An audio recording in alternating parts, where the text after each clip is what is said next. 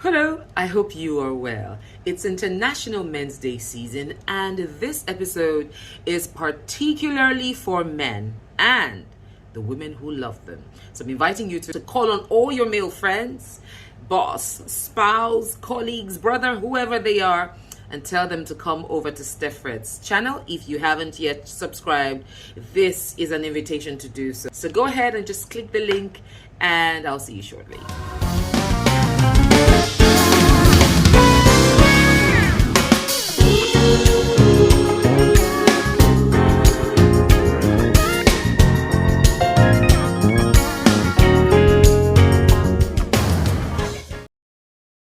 Welcome back. The other day I stumbled on a post on social media on Instagram, and there was this gentleman that was talking about what men should do to bring their wives or their women closer to them, how men need to learn to understand women's emotions and what they need to do better. And the comment section was on fire. And there were many comments castigating Nigerian men for not being romantic, for not even knowing what to do, and this, that, and everything was just everywhere. And in my thoughts, I was wondering, is this the true position, or is this just some people's perspectives based on their personal experiences? Is this how they have now begun to interpret a situation? One of the things I do quite often, I try to paint pictures from my experience, using personal stories to tell how I see a particular situation and just cast a different perspective so that you too can share yours and weigh whether the perspective you have towards a particular thing is something that you have tested, investigated, verified, and something that you can now affirm before you would accept that that is the position, so that you don't go around anticipating that the men in your life would behave in a particular way. Sometime this year, I lost a very close friend. And while she was in a terminal state in the hospital, I carried him along, let him know she's here and all of it. When she eventually passed, he just said sorry and he walked away. And what I wanted him to do in that moment was to hold me. And that hurt me the more. I just felt vulnerable. And I really needed that comfort at the time. So it was later I called him and I told him that it wasn't fair what you did. I was going through this and I really wanted you in that instance to just hold me. He said he didn't know what to do. He didn't know how to process it. So he just said a genuine sorry and walked away. Now, there I was, getting angry for him not doing what I wanted him to do. But I didn't tell him what I needed him to do.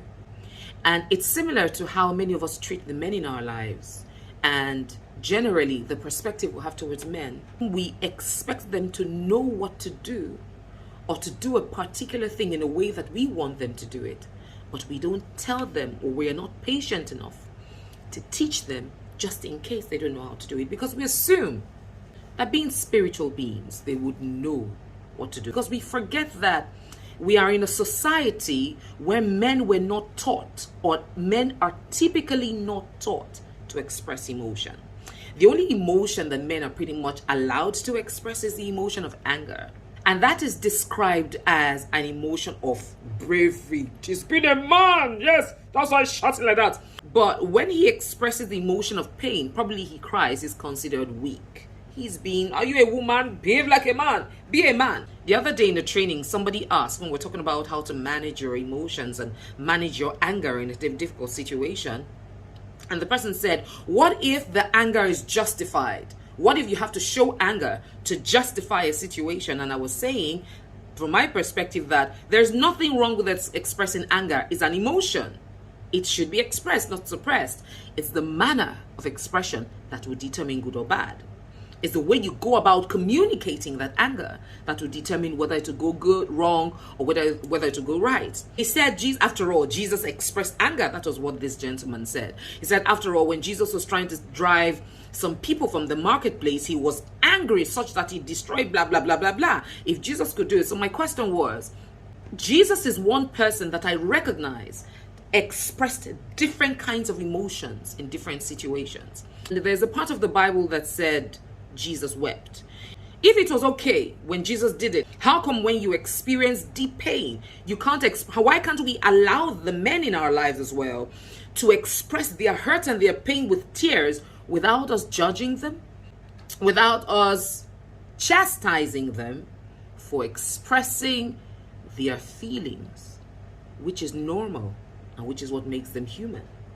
So when we want to judge the men in our lives for not being a particular way, we should be more curious and empathize to find out, how does he express emotion, and how would I like him to express emotion to me? Not to the general public, but to me. What do I anticipate? How does his lack of expression affect me? Sometimes as women, and I'm going to use myself as an example, we are pretty much functions of how we were raised. I was raised by a tough mother who always said, never let any man see your tears. And I grew up being the tough woman. When I got married to my husband, that is the disposition I showed to him. So he pretty much just saw me as concrete, right? And so when for the first time he sees me break down in tears, the guy confused. But even though I'm doing hard gear, I actually, in my mind, I'm like, I'm doing hard gear, but go, I don't want to talk to you. Come. Women, we have to stop doing that. If you want something, say you want it. Because one of the things that affect us, we want something, but we feel possibly that if we want it, particularly those of us that are quite old school, we feel that if we say we want it, it's going to make the chase any less. Well, so long as he has said, I mean, if a man comes and says, I like you, if you like him, tell you I like you back. But like to where? Define it. So it's important that we know, or that we learn how to communicate what we want, women, and how to also teach our men how to communicate with us. And as men, we have to come to that place to recognize what our programming has become, a conscious programming or an unconscious programming, because it's possible that we were raised by fathers who never express emotion. So how do you expect that man to express emotion to you when every person in his sphere, while growing up, never expressed it? We become who we progressively beheld.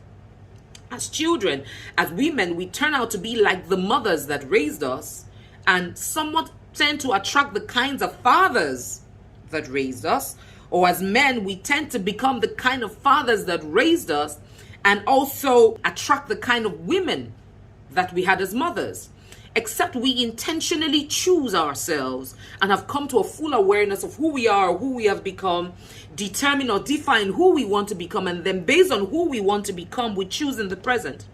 Otherwise, if we have not come to that place of self-awareness, we're making choices based on the imprint of the past. So this charge is pretty much just to speak first to the ladies, the women, to begin to come to the table with the fullness of who you are, an understanding of how you have become, and build confidence to be able to express what you desire. But then also for the men to come to the place to understand how they have become and begin to retrain themselves to express their emotions in such a way that it is mutually beneficial to them and the women in their lives. Whether they are women at places of work, without putting an umbrella of, that's how women are. No, that's not how women are. In the same way when women say, that's how men are. No, that's not how men are. That's just how they have become, based on environmental programming, on societal programming, on family programming. And they're running programs that they may not know they're running. And sometimes as women in their lives, if you identify that, know how to respectfully, lovingly, with empathy and curiosity, be able to embrace their uniqueness and help them to evolve from that to who they can potentially become. As against sitting on the place of criticism and judgment, to now push them to a place where they're constantly in self-defense. And self-defense could mean two things. It could mean withdrawal, or it could mean attack. So we may be consciously or unconsciously instigating some behaviors from the men in our lives by not choosing ourselves correctly, by not knowing ourselves, and also by not knowing who we are getting into a tie with. Recognize personality type of who you are engaging with, so that by understanding them and knowing yourself, you can now know how to find common ground in the better interest of what you're trying to preserve, which would likely be the team at the place of work or the team at home with your spouse, so that everybody pretty much lives in peace and we're able to coexist with mutually beneficial interests, and recognizing that not everything is a deal breaker. Did you get that? If you did, drop a comment and let me know what particularly stuck with you, and let us use this period of International Men's Day to celebrate the men in our lives, appreciate them, do something that typically they wouldn't expect you to do. Blow their minds, and let's just celebrate them. Recognize that they're human and they have a heart, they have emotions, but they've not just been taught how to express those emotions, and it's killing them, because emotions are not supposed to be suppressed. They were actually created to be expressed, and some of the men in our lives just need to learn how to express. And what's the possibility that you are in his life as a sister, as a partner, as a colleague, as a business associate or ally, to help him see what he has not seen all this while? I challenge you to do something about it. And hey, if you have any further questions, drop it in the comment section. Send me a private message to info@StephREDD.com, on any of my social media platforms at I am StephREDD. I would be glad to hear from you. Up until then, remember that no matter what comes or goes, no matter what gives in or doesn't, you never give up until you win. And even if you don't win, like I say, it's okay. We don't win every time. Just ensure by all means that you finish strong. StephREDD said so, and I am StephREDD.